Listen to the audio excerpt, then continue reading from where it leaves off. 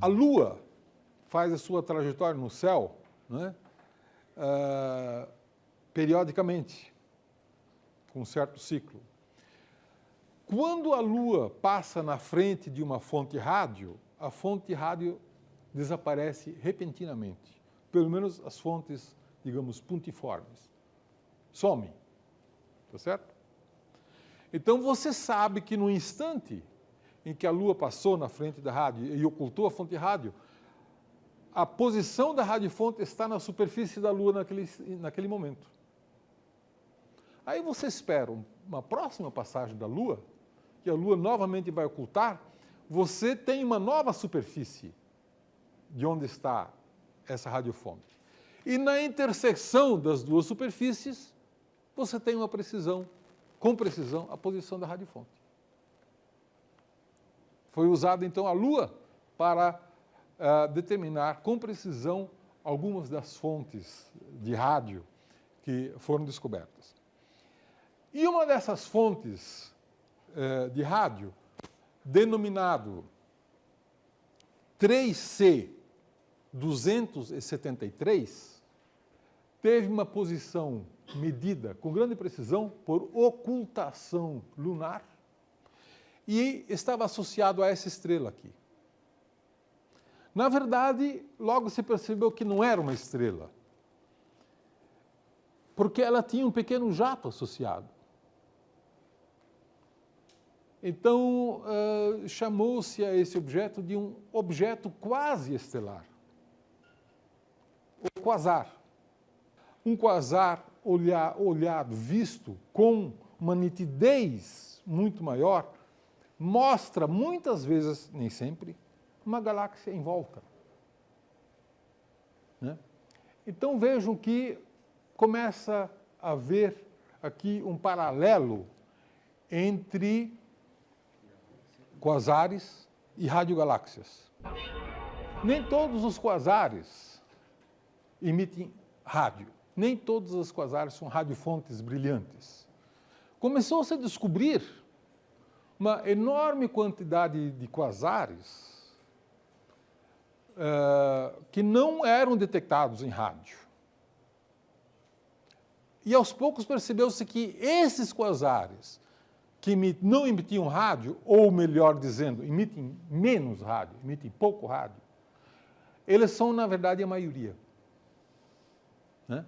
Nós sabemos hoje que quasares fortes emissores de rádio são apenas 10% da população dos quasares. 90% da população dos quasares não emite rádio ou são rádio fracos. E aqui é importante deixar claro que quando você observa um quasar fraco emissor de rádio, mas você observa ele com grande sensibilidade, você detecta a fonte rádio. Ele sempre tem emissão rádio. Mas alguns têm uma emissão muito forte. E outros, essa emissão só é percebida quando muito bem observada. Né? E esta população é a mais comum, a dos rádios fracos. Né? E que, portanto, você não pode usar métodos de rádio para descobri-los. Você tem que usar métodos ópticos, por exemplo, ou algum outro método. Hoje pode ser métodos de raio-x. Por quê? Porque quasares emitem em todo o espectro eletromagnético. Você pega o primeiro quasar descoberto, 3C273. Ele foi detectado em raios gama, em raio-x, no ultravioleta, na luz visível, no infravermelho próximo, no infravermelho distante, termal, e em toda a faixa de rádio. Né? Desde ondas muito curtas até ondas muito longas. Quasares emitem em todas as faixas do espectro eletromagnético. Eles são a população mais democrática do céu em termos de faixa do espectro eletromagnético. Né? Se você fosse um Superman e tivesse visão de raio-x, e olhasse para o céu, você não viria o céu estrelado. Você viria o céu enquasarado. Porque todos os quasares emitem raio-x e o céu está pontilhado de fontes de raio-x associado a quasares. Então você pode usar o raio-x. Eu cheguei a usar esse método de raio-x para descobrir quasares, né? Mas a maior parte dos quasares foi descoberto com métodos ópticos mesmo. Por que com métodos ópticos? Porque quasares têm uma forte emissão no ultravioleta, mais do que as estrelas. O índice de cor ultravioleta para o visível é muito azul para os quasares, mais do que estrelas. Então, sempre que você detecta um objeto extremamente azul no céu, tira o espectro dele, ele tem grande chance, não é provado, mas tem grande chance de ser um quasar. Né? Então, se usou muito esse método, mas também se usou o método espectroscópico. Né? Muitas vezes, as pessoas usavam um telescópio do tipo Schmidt, colocavam uma placa fotográfica e tirava 5 graus no céu de uma vez só, uma placa fotográfica. Né? Você tem imagens. Mas se você colocar um prisma na frente desse telescópio, em vez de fazer uma imagem de uma estrela, você tem um espectro da estrela. 5 graus por 5 graus. E olhando os espectros desse campo inteiro, você consegue distinguir o que é um quasar do que é uma estrela, porque os espectros são diferentes. Então, é um método extremamente eficiente para descobrir quasares. Né? Então, hoje, os catálogos de quasares já são tão grandes que não é mais muito importante descobrir novos quasares. Porque nós já conhecemos. Com esses métodos modernos e grandes surveys, grandes pesquisas sistemáticas do céu, alguns deles prevêem descobrir 2, 3, 5 milhões de quasares numa pesquisa só. Não vou dizer que isso não é importante. Sim, pode ser importante para outros fins, para estudar o universo, por exemplo. Não necessariamente para entender melhor os quasares. Para entender melhor os quasares, nós temos que nos concentrar em menos quasares e estudá-los em mais profundidade, para entender o que, afinal de contas, são esses quasares. Nós já vimos que eles são bizarros, porque eles não se comportam como estrelas, apesar de parecerem estrelas, não se comportam como galáxias, apesar de parecerem associados sempre a galáxias. Né? Afinal de contas, o que eles são? Produzem luminosidades que, nos casos mais extremos, né, que foram os primeiros objetos descobertos, emitem energia equivalente a 1000 galáxias. Mas num volume que é incomparavelmente menor do que uma galáxia. Um volume que é um pouco maior do que o Sistema Solar, emitindo o equivalente a 1000 galáxias. O que é isso, afinal de contas? Né? Bom, para isso é muito importante estudar o espectro com a maior precisão possível. Né?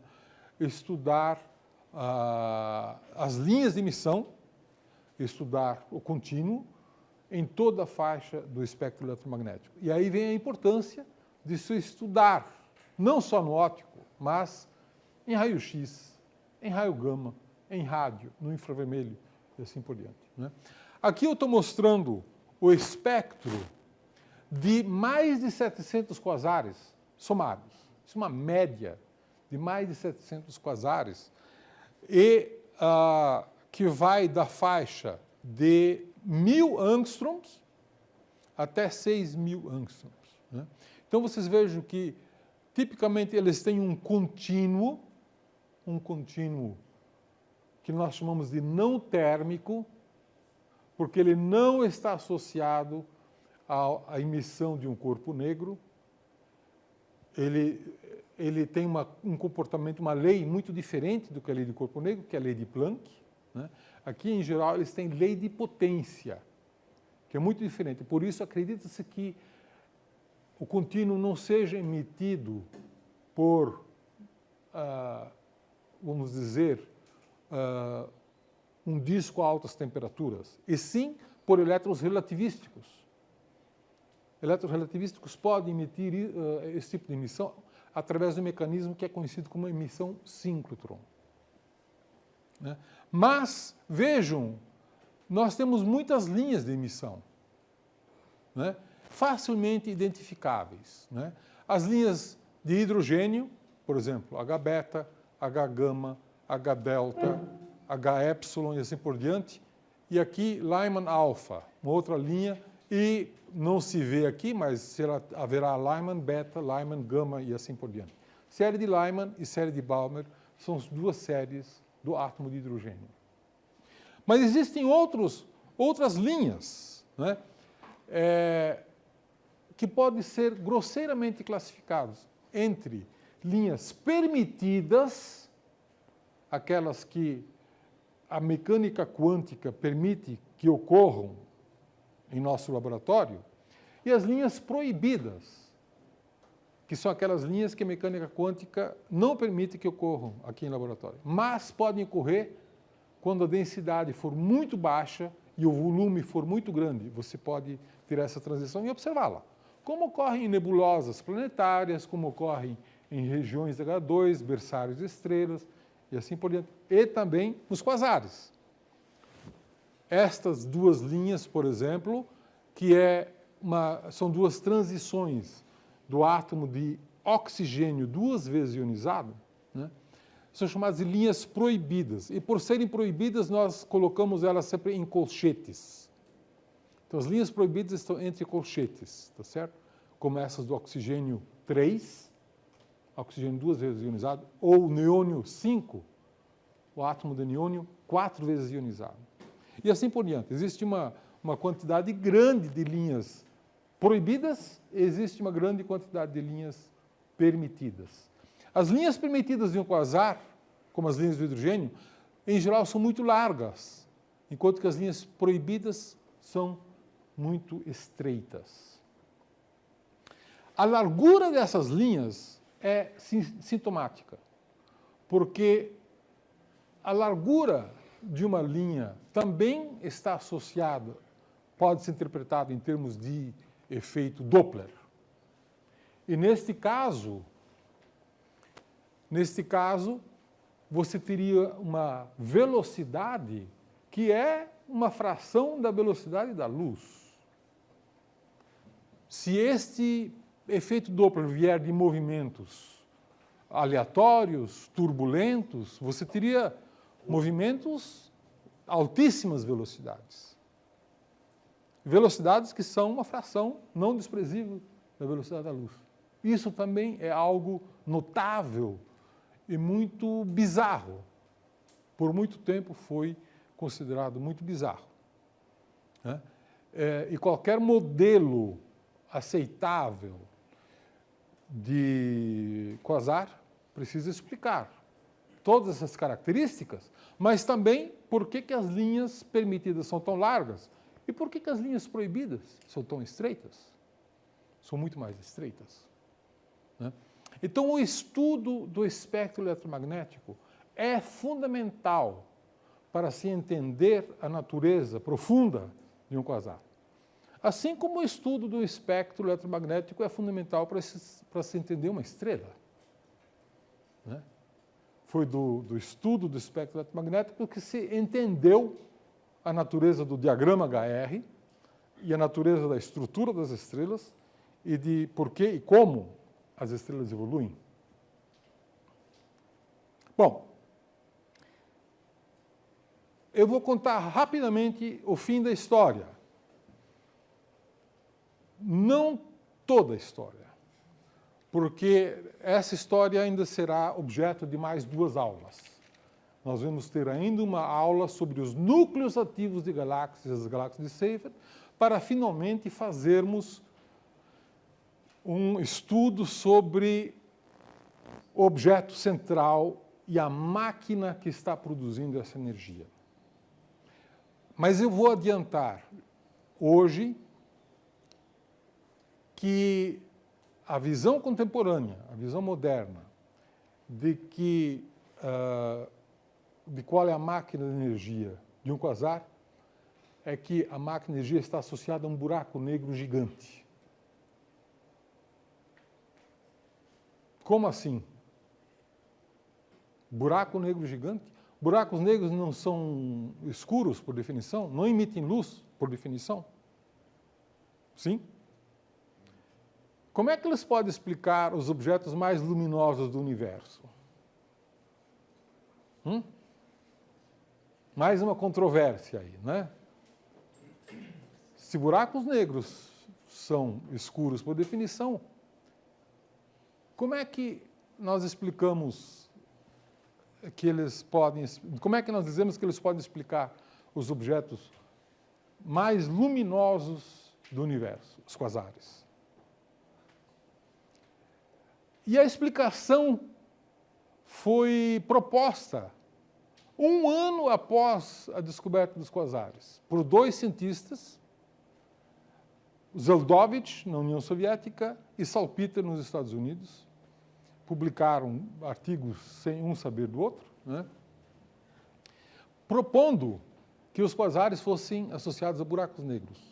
É claro que ninguém prestou muita atenção nisso, porque, enfim, eram objetos tão estranhos que não havia realmente nenhuma convergência sobre nenhuma explicação. Mas a ideia do Zeldovich e a ideia do Salpeter é muito simples. Se você tiver um buraco negro de grande massa, por exemplo, no centro de uma galáxia, e esse buraco negro capturar gás em grande quantidade, esse gás vai transformar sua energia potencial gravitacional em energia cinética ao cair para dentro do campo gravitacional do buraco negro. Essa energia cinética pode ser muito grande, alguns porcentos da velocidade da luz, né? Vai formar um disco. Esse disco terá órbitas de maior velocidade para dentro, menor velocidade para fora. Eles vão ter uma velocidade diferencial e, portanto, gerar atrito. Esse atrito vai aquecer o disco. Isso vai elevar a temperatura. Cálculos muito simples podem mostrar que essa temperatura pode chegar facilmente a 100 milhões de graus. Um disco, um gás a 100 milhões de graus, vai emitir uma grande quantidade de luz e de energia, desde o infravermelho até o raio-x. E esses fótons produzidos nesse disco, no campo gravitacional do buraco negro, escapam e podem ser observados a grandes distâncias antes de o gás penetrar no buraco negro.